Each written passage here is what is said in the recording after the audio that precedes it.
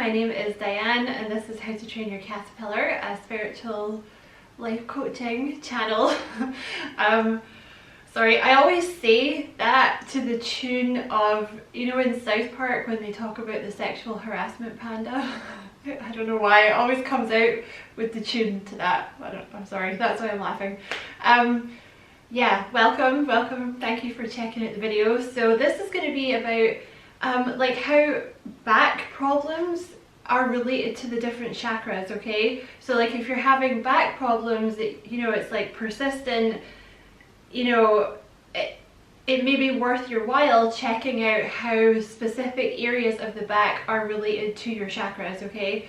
I'm going to probably do like a blurb at the start, but I just want to cover myself here by saying, like, obviously I'm not a doctor, I'm not a trained medical healthcare professional, so if you are seeing one of those people, obviously what's in this video doesn't supersede anything that they say. And you know, if you are having back problems and you feel like you should go see a doctor or a chiropractor or whatever, then you know, you should do that, right? Like nothing in this video supersedes medical advice from a professional, okay?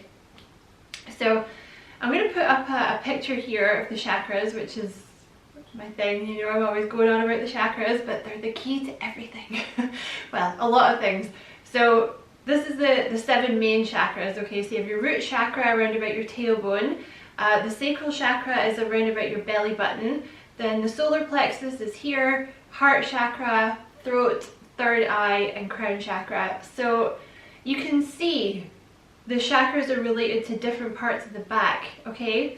So if you have consistent problems in a certain area of the back, it may be beneficial to you to have a look which chakra that's related to and then see if it's actually emotional problems or certain mindsets associated with the chakras that can be changed that may help your back problems. Like, for example, I'm going to put up a picture here of Britney Spears, okay? So this is from an interview that she did, I think with, I don't know, is it Diane Sawyer? I hope she doesn't mind me putting this picture up here, okay? But can you see the way she's like leaning forward? You see that? See the way she's like holding her middle, right? What she's actually doing there is she's protecting the solar plexus chakra here, right? You could also argue that she's protecting her heart, but she's really protecting the solar plexus chakra here. So if you are someone that has a lot of problems with your solar plexus chakra, like maybe you struggle with confidence and low self-esteem, maybe you've had a lot of people like come for you and put you down, you may find that you have a tendency to kind of hunch a little bit like that, right? So you're going to have problems, you know, here in your back, right? If you're doing this all the time. Because really what you're doing is you're protecting the solar plexus chakra, right? Because the solar plexus chakra is very affected by people insulting you, right? When it's well balanced, people can say, you know, they can insult you and they can criticize you and you don't really give a shit because you're strong, you have a strong sense of self, you're confident, you have a sense of personal power, you're not insecure, so you're like, I really don't give a shit. I really don't give a shit what you have to say. I like me, I know I'm doing a good job. You're probably just having a bad day or you're jealous or whatever you want to say, right? Projecting your own insecurities, right? So for example, like if you have, that's what I mean, if you have a lot of problems like this kind of area of your back, it could well be that you need to work on your solar plexus chakra, because if you're feeling not confident and like, you know, like you don't matter, you're gonna hunch over, right? Whereas when you're feeling confident, it's like the spine is straight, it holds you up, right? So, because obviously if you keep hunching, you're gonna have a lot of problems in that area. People that hunch, like have like a hunch here, you know, so this is the heart chakra area. You'll find that people who have like dealt with a lot of grief, or maybe they're feeling very resentful, things like this, like sadness, they have a tendency to kind of hunch like this, right? So if that's you, if you're finding that maybe there's like a weight of the world kind of thing going on, you feel kind of ground down, like you're sad, there's a lot of grief, you may find that you have, or even not that you're hunched over, but you may find you have a lot of tension like in your upper back here, which can be from resentment, it can be from you know, grief and sadness. That could be something to look into. If you have a lot of problems like with a very tense neck, like the whole, you know, this area here, sorry for knocking the microphone, you know, I get a lot of problems here, like in my neck. I actually have many, like over the years. That's why I know about this stuff, because I've had many back problems over the years. But I always get it in my neck, because I've always had a bit of a blocked, not a bit, it's better now, but a massively blocked throat chakra. So you hold a lot of tension in your neck because you're like repressing all the stuff that you want to say, you know, because someone's like, you know, hey, I'm just going to cross over, you know, I'm just going to totally squash your boundaries and like insult you or like take advantage of you, and you're like, okay, that's fine, that's totally fine, you know, because you have problems like asserting your boundaries, or you've had people step over your boundaries, and you're a people pleaser and you want to make people happy, or whatever it is, right? You might find, or maybe you just, you know, even it can even be like working in a shitty job where your boss is an idiot and you have to constantly repress what you think and be like, that is such a good plan, there's definitely nothing that can go wrong with that, great, you know. That could be like a lot of tension in your neck.